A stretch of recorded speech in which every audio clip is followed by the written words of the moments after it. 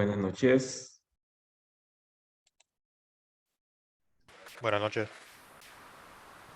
Buenas, buenas. Buenas noches. Buenas, buenas. Buenas. Buenas. Vamos a continuar con la clase. Eh, bueno, hemos visto bastante de refrigeración. Hemos estado hablando de algunos elementos, de los elementos principales y quisiera, antes de empezar a ver esos elementos más al detalle, hacer un pequeño repaso de todo lo que hemos estado viendo. Comenzamos pues la semana, lunes específicamente. Eh, bueno, realmente la semana pasada con presentación del sílabo, pero estuvimos hablando esta semana sobre el principio de refrigeración, como todo aquel proceso que el objetivo es remoción de calor de un ambiente y una sustancia. Estuvimos hablando de las aplicaciones, en qué aplicaciones tenemos nosotros presencia de circuitos de refrigeración. Hablamos de equipos de aire acondicionado, cuarto frío, chiller, refrigeradores, congeladores, equipos de calefacción. Luego aprendimos sobre los cuatro elementos principales, lo analizamos o lo comparamos viendo una de las aplicaciones más comunes de refrigeración, que es aire acondicionado. En este caso, pues una mini split, con el equipo interior, el evaporador, el exterior, el condensador, pero realmente aquí hay dos elementos, es el condensador y el compresor. Bueno, incluso puede tener también el dispositivo de expansión en un solo equipo que normalmente uno le dice condensador, pero realmente hay varios elementos del circuito de refrigeración en uno solo. Luego, bueno, un repaso de lo que son propiedades de las sustancias y luego pasamos a hablar sobre el circuito de refrigeración ya como ciclo y como gráfico. Presentamos el evaporador que gana calor del ambiente, el condensador que entrega calor al ambiente exterior, el compresor que eleva la presión para poder llevar el refrigerante hasta una temperatura en la cual se pueda condensar, el dispositivo de expansión que reduce la presión del refrigerante hasta una temperatura donde pueda ganar calor y además pues controlar el flujo del refrigerante. Luego pues identificamos dos áreas en el circuito de refrigeración, la zona de alta, la zona de baja presión también, y conocimos las tuberías, que principalmente son tres: la tubería líquida o de succión entre el evaporador y el compresor, de descarga entre el compresor y el condensador, y línea líquida entre el condensador y el dispositivo de expansión. Bueno, vimos aquí en este gráfico cómo son los procesos en el gráfico de presión entalpía.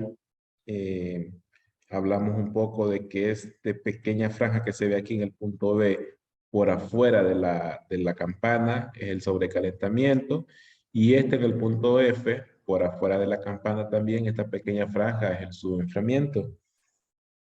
Repasamos un poco lo que es la calidad y luego pasamos a ver lo que es la termodinámica del circuito de refrigeración. Vimos elemento por elemento cuáles serían las ecuaciones para obtener la ganancia de energía o la entrega de energía, dependiendo cuál es el proceso o cuál es la aplicación de cada uno de los elementos. El evaporador, pues la aplicación es ganar calor, tiene ganancia de energía, que también es diferencia de entalpía. En este caso es así porque eh, lo consideramos un sistema abierto de flujo estacionario.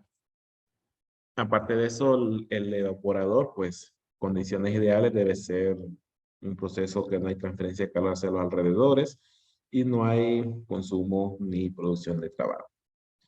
Teníamos entonces la capacidad de calor, de absorber calor del evaporador, lo conocemos como efecto de refrigeración.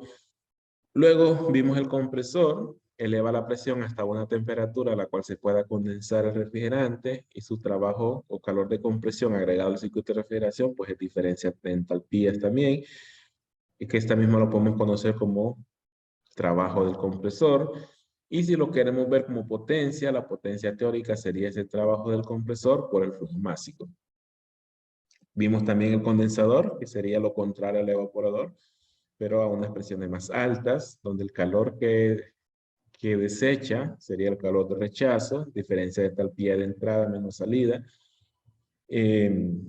También este calor de rechazo debería de ser la suma del calor que gana el evaporador más el calor que provee el compresor, mostrado aquí con esta ecuación que está por acá. Y luego el dispositivo de expansión, que es un proceso a entalpía constante. Aquí no tenemos ganancia de calor ni entrega de calor. Entonces hay que tomarlo en cuenta que aquí no tenemos que aplicar las ecuaciones, sino que la entalpía antes y después deberían ser las mismas. Y por último hablamos de el coeficiente de desempeño. Hablamos o coeficiente de rendimiento, CDR, que viene definido similar a lo que es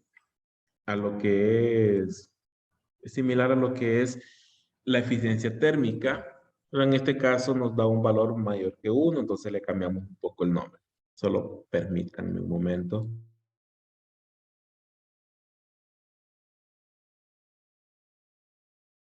Bien, este coeficiente de rendimiento no es más que la eficiencia térmica, pero su valor es mayor que 1. La eficiencia térmica vamos a medirlo con un valor de 0 a 1. Entonces le cambiamos el nombre a coeficiente de rendimiento. Pero al final nos dice que también trabaja el circuito de refrigeración. Entre más grande este valor, es más eficiente el circuito. Y lo podemos ver como un beneficio entre un costo. ¿Cuál es el beneficio? Pues mantener refrigerado un ambiente, la capacidad de refrigeración o el efecto de refrigeración. El costo, pues un calor, una potencia consumida por el compresor o el calor de compresión. Ese es el costo que tiene poder enfriar el ambiente. También hablamos que ambas unidades o ambas formas son adimensionales porque dividimos las mismas unidades, pero también podemos tener este mismo coeficiente en términos de ER o CIR, que es otra forma de medir la eficiencia, sobre todo en equipos de aire acondicionado, y el CIR relacionado a equipos inverter, que también nos dan eficiencia. Solamente que en este caso estamos midiendo cuántos BTU hora nos da el circuito de refrigeración por cada watt consumido. Entonces, entre más grande es el valor también, significa que da más enfriamiento por cada watt consumido entre un equipo y otro. Bien, luego de esto, nosotros pasaríamos perdón, se me escapaba. Bueno, sí lo mencioné hace un momento. Lo último que vimos fue el concepto de sobrecalentamiento, subenfriamiento. Hablamos que el sobrecalentamiento es unos grados adicionales a la salida del evaporador con respecto a la temperatura que debería tener si saliese como vapor saturado. Y el subenfriamiento sería aquellos grados adicionales que se enfría el refrigerante con respecto a la temperatura que debería salir si saliese como un líquido saturado. Entonces, una forma de medir ambos sería obtener la presión, cuál sería la temperatura de saturación correspondiente, luego medir con un termómetro y ver cuál es la temperatura real de salida y hacemos las restas. Si es en el condensador sería el subenfriamiento y si es en el evaporador sería el sobrecalentamiento. Bien, luego de eso vamos a retomar más adelante lo que es la parte práctica, las finales de la otra semana. Creo que hoy y un par de días de la otra semana nos llevaría a lo que es ver cada uno de estos elementos más al detalle. Bien, bueno, esta clase es de lunes a miércoles, no hay problema, pero mañana es feriado y en algún momento el feriado, el 19 era feriado, el día lunes, pero ya hubo un comunicado que ese feriado se pasaba para este viernes. Entonces nosotros no íbamos a tener clases, pero ahora sí vamos a tener clases. Pero el regreso a la presencialidad habíamos acordado pues que iba a ser el 20, o sea, martes. Entonces todavía el lunes vamos a tener la clase en virtual, pero ya el martes sí sería presencial. Entonces sí vamos a tener los 3 días de clase la otra semana, porque ese feriado de lunes pues se pasó para este viernes. Bien, ahora sí vamos a hablar un poco más al detalle de evaporadores, que fue el primer elemento que estudiamos del circuito de refrigeración, que es el elemento que se encarga de mantener frío el ambiente o la sustancia que queremos mantener a baja temperatura. Bien, ya hemos estudiado un poco que pues el concepto es que entra, bueno, este es el ejemplo de un evaporador de aire acondicionado. Por un lado entra aire a alta temperatura y por el otro lado sale frío. Es que en el proceso al pasar al contacto con los tubos y aletas que hay en este serpentín o este coil, que así normalmente se le llama, que al final es un intercambiador. El aire entrega calor al refrigerante y el refrigerante se mueve a través de estos tubos, donde primero entra en forma líquido. Bueno, es una mezcla, como hemos estudiado, es una mezcla ya con un porcentaje de vapor y se termina evaporando por la ganancia de calor al entrar en contacto con el aire.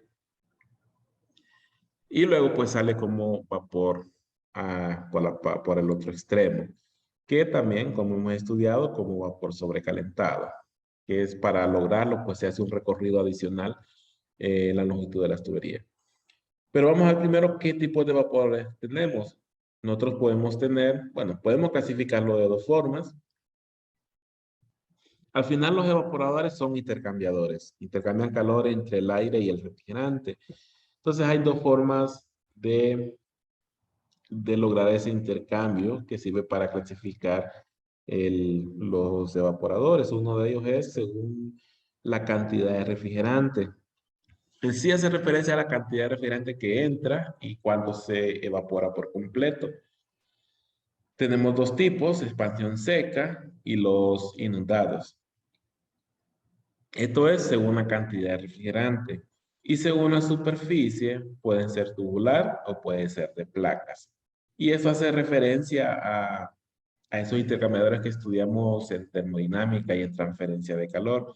El tubular, pues, es como un intercambiador de carcasa y tubo.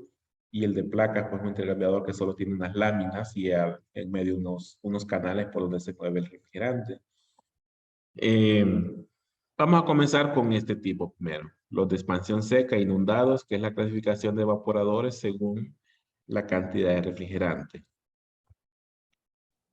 Bien, quizás los evaporadores de expansión seca, que bueno, los podemos conocer como expansión directa también, es quizás el equipo de refrigeración que más nos hemos habituado más.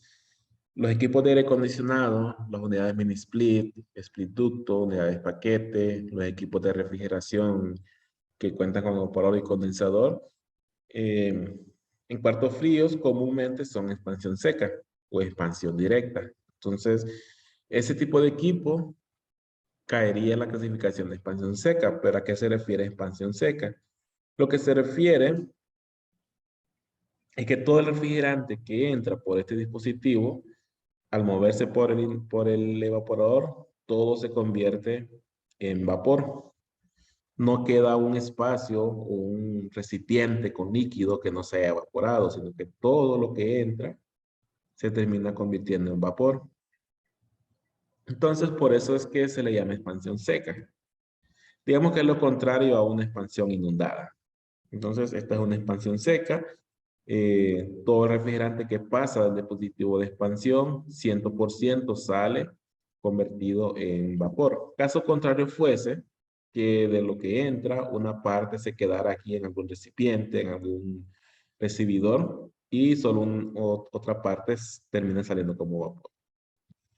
Bien, es utilizado para serpentines de aire acondicionado, para temperaturas bajas como en los cuartos fríos. El dispositivo de control de flujo es una válvula de expansión termostática, es una de las opciones. También puede ser un tubo capilar, que eso lo vamos a ver más adelante. La forma más común es la de un serpentín, que a serpentín lo llamamos a un arreglo de tubos y aletas. Un juego de tubos parecido a este recorrido, pero que aparte del tubo también tiene unas aletas. Esas aletas son muy similares a los radiadores de los vehículos. Entonces, ese arreglo es un serpentín o es coil, así se le acostumbra a llamar. Es un intercambiador de tubo y placa y aletas. Puede estar dispuesto en varios circuitos o en varias filas, con lo cual se requiere un distribuidor para asegurar la cantidad de refrigerante en cada fila. Para incrementar el área de superficie, de contacto, de transferencia de calor, se utilizan aletas. Este es el concepto, es estudiado pues, en transferencia de calor. Las medidas de las aletas comúnmente se denominan en pulgadas o cantidad de aletas por pulgada. Entonces es una forma de clasificar los serpentines. Y aquí pues hay algunos ejemplos. Bueno, los dos de abajo. Con ver los dos de abajo, pues ya nos hacemos una idea cómo es normalmente este tipo de serpentines. Aquí tenemos los tubos con la parte curva al final, que es por donde entra el refrigerante, bueno, por acá, y empieza a hacer un recorrido de ida y regreso, y de regreso, y de regreso, hasta que termina saliendo por el extremo contrario. Eh, Donde en ese recorrido es donde se logra la transferencia de calor con el aire. Entonces, estos son los tubos y estas son las aletas, que son algo blandas y que a mucha gente le gusta doblarlo. Eso no hay que hacerlo porque le resta eficiencia al sistema, al equipo. A la hora de dar mantenimiento también, en caso de dar mantenimiento, hay que asegurarnos que el chorro de agua no la va doblando y que después quede obstruida el paso de aire, reduciendo la eficiencia del equipo. Entonces, esto es un equipo de expansión seca o expansión directa. En este caso, pues el evaporador. Vamos a ver más adelante que el condensador tiene una construcción muy similar. Ahora vamos al caso contrario. Ese es un evaporador de expansión seca. Ahora vamos a ver un evaporador inundado. Y el evaporador inundado, pues lo que pasa es que siempre hay una gran cantidad de líquido adentro del intercambiador. Y entra un porcentaje de refrigerante, entra otro porcentaje de refrigerante, pero siempre hay una gran cantidad de líquido contenido en el interior que no se está evaporando, que es un líquido que siempre está ahí constantemente. Y en este caso caeríamos en intercambiadores de carcasa y tubo, es una de las posibilidades de evaporadores inundados. Y menciono carcasa y tubo porque quizás es lo más próximo a un equipo mecánico, a un intercambiador. Bien, por ejemplo, en esta imagen, es una imagen del libro, nosotros tendríamos entrada de refrigerante por esta parte y salida de refrigerante por esta parte. Y el fluido que queremos enfriar entra por este extremo y se mueve a través de unos tubos que también hace ida y regreso y sale por los tubos esa sustancia más fría. Y el refrigerante mantiene un nivel inundado a esos tubos, que pudiese estar el nivel por donde yo tengo el cursor ahorita. Y ese nivel siempre está ahí contenido ese refrigerante. Entonces, por eso es que se le llama evaporador inundado. Ejemplos de evaporador inundado, pues son los equipos de refrigeración para sistemas de agua fría, de aire acondicionado, o más conocidos como chiller, que tienen un gran cilindro horizontal. Bueno, es una de las opciones. Un gran cilindro horizontal, donde por un lado va tubos que mueven una sustancia y a la vez inundando esos tubos el refrigerante, como en este caso. Entonces, ese es un caso típico de un evaporador inundado. Luego hay otros tipos de evaporadores también no tan comerciales como los anteriores. Como el chiller se puede utilizar para aire acondicionado en edificios de oficinas, centros comerciales, pero hay otros tipos de cambiadores que ya son más propios de una industria o aplicaciones industriales, o aplicaciones alimenticias, por decir un tipo de aplicación. Tenemos otro tipo de evaporadores, que este sería también como un evaporador, pero en lugar de un cilindro horizontal, tendríamos un cilindro vertical, un juego de tuberías que entra en contacto con la sustancia, y por aquí tenemos entrada de refrigerante, y este cilindro siempre contiene esta cantidad de líquido. Esto sería como un recibidor, donde recibe refrigerante líquido y una parte se evapora y sale por la parte superior hacia el compresor, pero esta parte del líquido, como un recipiente, siempre está constantemente, entonces cumpliría todavía con el concepto de un evaporador inundado. Y luego tenemos otras opciones que también son carcasa y tubo, lo que tal vez con diferente configuración. En este caso, el refrigerante va inundando los tubos. En este caso, el agua va por los tubos. Perdón, el refrigerante va por los tubos y el agua inunda los tubos. Es otra opción, pero sigue siendo un evaporador inundado. Entonces veamos las diferencias. Ahora con solo verlo vamos a ver que esto es un evaporador de expansión seca o expansión directa, siempre y cuando el refrigerante se evapore completamente. Y si vemos un evaporador de esta forma, entonces estamos hablando de un evaporador inundado. Otro tipo de evaporadores inundados, el de casco y serpentín, aplicaciones un poco más específicas, pero lo que tenemos es un cilindro, un tanque, donde tenemos agua y adentro una tubería que hace como una espiral por donde se está moviendo un refrigerante. Y en el proceso, pues, se mantiene fría el agua en el tanque. Casco y serpentín, parecido. Casco y tubo, sería parecido también. Ambos contienen un tanque y en el interior se mueve una serie de tuberías por donde se está moviendo el refrigerante.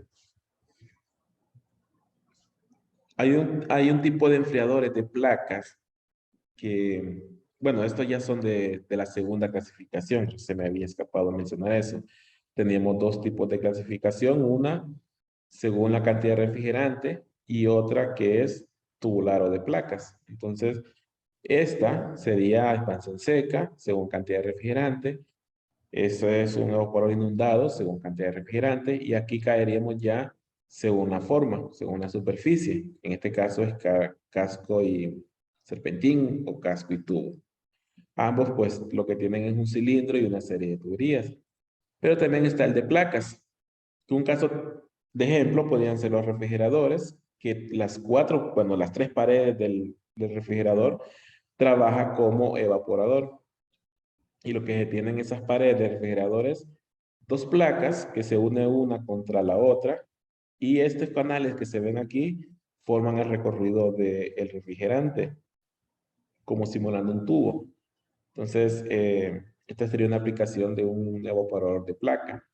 Aquí hay otro tipo, para otros tipos de enfriadores, hasta un cilíndrico para alguna aplicación especial. Hay chillers también que tienen evaporadores de placas, sobre todo para capacidades pequeñas, equipos pequeños. Podemos tener también intercambiador de placas, que entonces ya no miraríamos aquel cilindro largo que de la diapositiva anterior, sino que solo miraríamos un intercambiador de placas. Bien, eso es una forma de ver un poco más el detalle de los evaporadores. Pueden haber otro tipo de configuraciones, pero siempre cumplirían con los dos conceptos. Clasificación según la cantidad de refrigerante y según la forma de la superficie. Según cantidad de refrigerante pueden ser expansión seca o inundados y según la forma de superficie de casco y tubo o intercambiador de placas. Bien, ahora vamos a ver los condensadores. Y la forma del condensador es muy similar, en el caso de expansión directa es muy similar al evaporador. También puede estar formado por una serie de tubos que tienen una ida y regreso y complementado con placas, aletas, perdón, con aletas para aumentar el área de transferencia de calor. Solo que en lugar de estar en el equipo interior, está en el equipo exterior. Bien, el condensador, como hemos hablado, se encarga de entregar refrigerante, perdón, se encarga de mover el refrigerante, recibir el refrigerante sobrecalentado y entregar ese calor que contiene el refrigerante al exterior. Que al exterior, en el caso de aire, como un equipo de aire acondicionado, el exterior, el equipo de afuera, mueve con un ventilador aire, fuerza a pasar aire por todo el cuerpo del equipo y en ese proceso pues entrega calor. Pero también en lugar de mover aire, puede ser con agua, puede mover agua para enfriar el equipo que está allá afuera. Antes de que se me escape, quiero regresar, y ese sí se me olvidó hablarlo, es que vemos en se me escapó y hasta ahorita me acordé. Esto que vemos aquí, creo que ya hemos visto esta imagen, que lo que hacemos nosotros en el evaporador es ingresar una cantidad de refrigerante y en el proceso va ganando calor cuando se va moviendo por los tubos, así como tengo yo moviendo el cursor. Llega un momento donde todo el refrigerante ya se convirtió en vapor. Puede ser en ese punto donde está el cursor. Justo ahí, el refrigerante se encuentra como vapor saturado, pero como nosotros ya sabemos, el refrigerante sale como vapor sobrecalentado, unos cuantos grados de sobrecalentamiento, entonces eso se logra aparte de tener esta distancia de tubo donde el refrigerante se convierte en vapor, es continuar todavía adentro del evaporador ganando calor, que sería este último recorrido. Y en este último recorrido es donde yo obtengo el sobrecalentamiento. Si el refrigerante, en lugar de llegar en este punto, como vapor saturado, está en este punto, significa que casi no estoy teniendo sobrecalentamiento. Y vamos a ver más adelante que eso significa que tengo mucho refrigerante y la válvula de expansión debería cerrarse para dejar pasar menos refrigerante. Por el contrario, si el refrigerante se convierte en vapor saturado, ahí donde tengo el cursor, se está convirtiendo eh, muy pronto. Es decir, que voy a tener mucho sobrecalentamiento porque todavía tengo más recorrido de los tubos. En ese caso, lo que va a pasar es que esta válvula va a abrir para proveer más refrigerante porque me está indicando que tengo poco refrigerante. Hasta que el refrigerante se convierte en vapor justo donde tengo el cursor, para que este recorrido se convierta en esos grados que yo necesito de sobrecalentamiento. Y eso mismo pasaría con el condensador, solo que al revés. Cuando se convirtió en líquido, sigue adentro todavía para botar un poco más de calor y subenfriarse. Y aquí vemos un pequeño, bueno, un esquema bien sencillo de qué pasa adentro del condensador. Adentro del condensador llegamos con una temperatura alta, vapor con temperatura alta, calentado. Y lo primero que va a hacer el condensador es enfriar ese refrigerante para llevarlo a la zona de saturación. Una vez que llegó a la zona de saturación, ya el refrigerante no es sobrecalentado, sino que va por saturado y empieza a condensarse hasta que llega a la parte del condensador donde ya se convirtió en líquido, que puede ser por aquí en algún punto, pero todavía tiene recorrido adentro para seguir perdiendo calor y en ese momento es donde estamos logrando el subenfriamiento, los 5 o 10 grados de subenfriamiento que nos recomiendan que deberíamos de tener. Bien, eso es el condensador. ¿Qué tipos de condensadores podemos tener? Bueno, prácticamente hay hay tres tipos de condensadores. En el caso de cómo es enfriado, digamos, voy a regresar. Este es el condensador.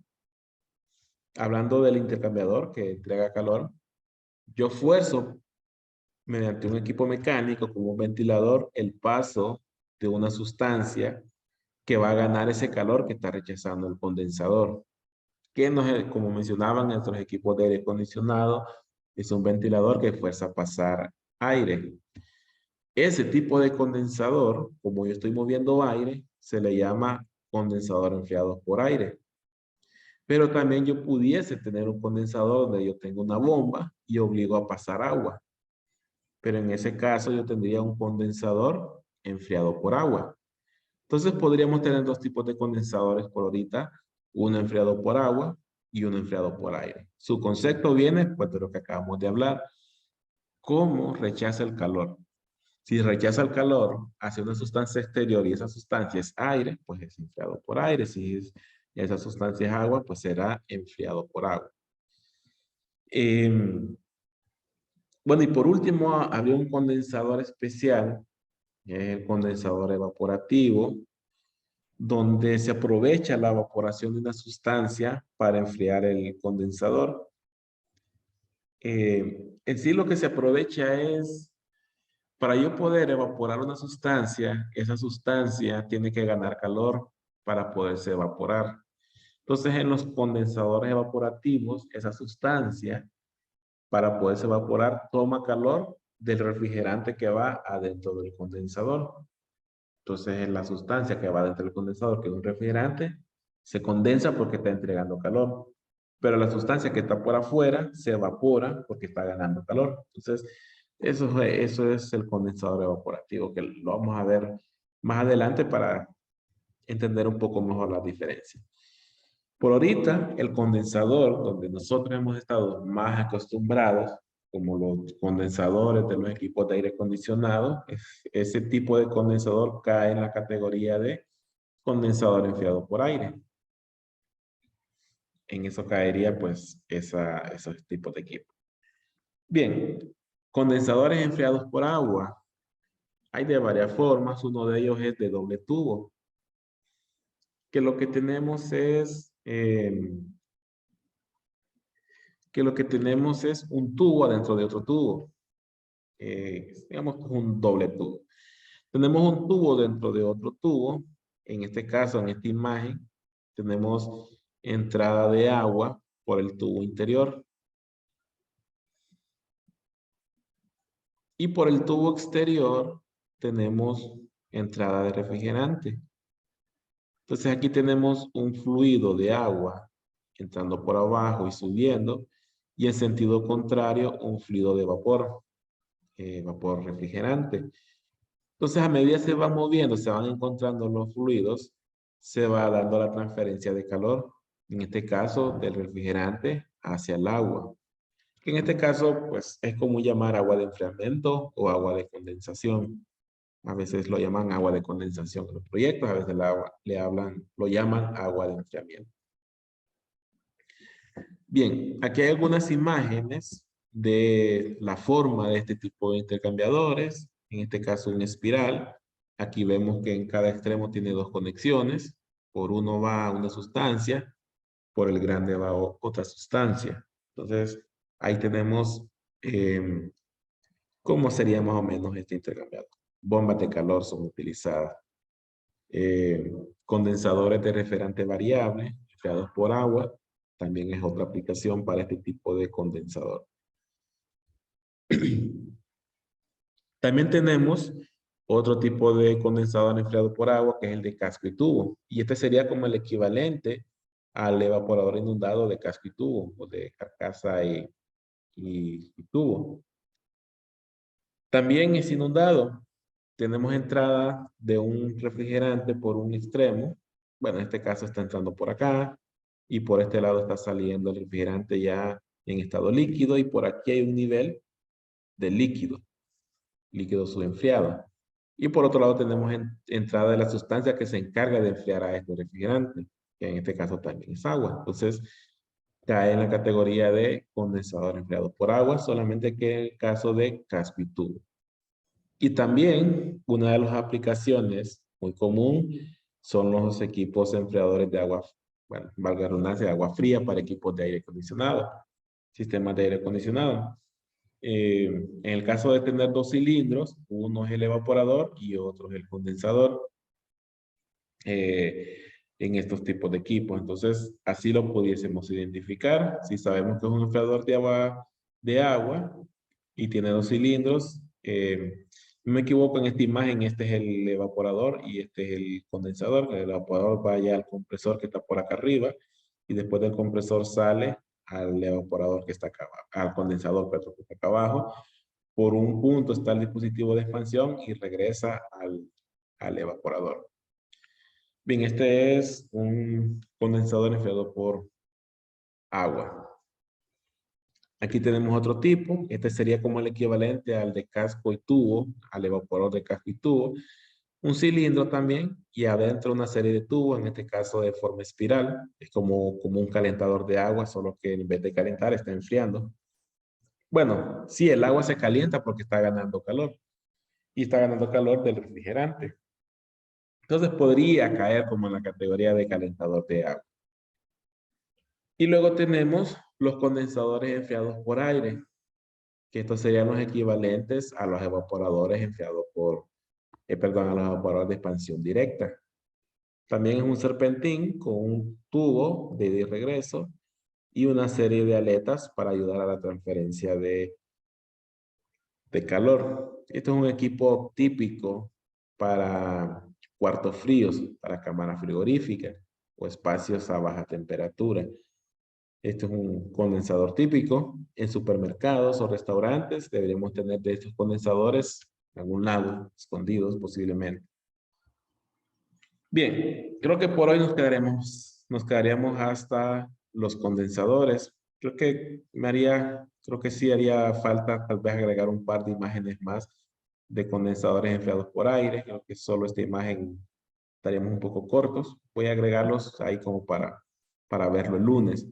Y el lunes vamos a continuar con condensadores evaporativos, que es el otro tipo especial de condensador que mencionábamos. Vamos a hablar un poco de torres de enfriamiento, que no es un condensador en sí, pero sirve de complemento con un condensador que está en otro espacio, en otro equipo. Funcionan en complemento. Luego vamos a hablar de compresores, tipos de compresores. Y por último vamos a hablar de los dispositivos de expansión que podemos tener. Entonces, creo que esto nos va a llevar lunes y martes. Y posiblemente el miércoles ya podamos estar haciendo la parte de ejercicio. El miércoles y la siguiente semana también. Bien, entonces nos vamos a quedar por aquí. Vamos a continuar el lunes ya con la parte de... Voy a agregar una diapositiva más con un poco más de imágenes de condensadores enfriados por aire. Creo que solo uno es muy corto. Y después vamos a pasar a ver pues lo que son compresores. Perdón, todo el condensador evaporativo y las torres de enfriamiento y después compresores. Bien, no sé si hay alguna consulta, si no, pues nos vemos mañana. El lunes. Perdón, el lunes. El lunes nos vemos. Buenas noches, solo una consulta. La otra semana ya a partir del martes nos presentaríamos presencial. Así es, a partir del martes. Ingeniero, otra consulta respecto a eso que mencionó.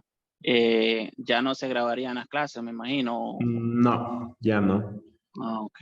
Sí, ya sería la clase aquí. De complemento podríamos ayudarnos con videos de De periodos clase anteriores. pasada. Sí, Sí. porque creo que he dado como unas 4 o 5 veces refrigeración así en modalidad virtual. Entonces hay suficientes videos para complementar. Ok, Bien. ingeniero. Bien, entonces nos vemos el lunes. Buenas noches. Buenas noches. No. Buenas noches. Buenas Gracias, noches. ingeniero. Buenas noches. Buenas noches.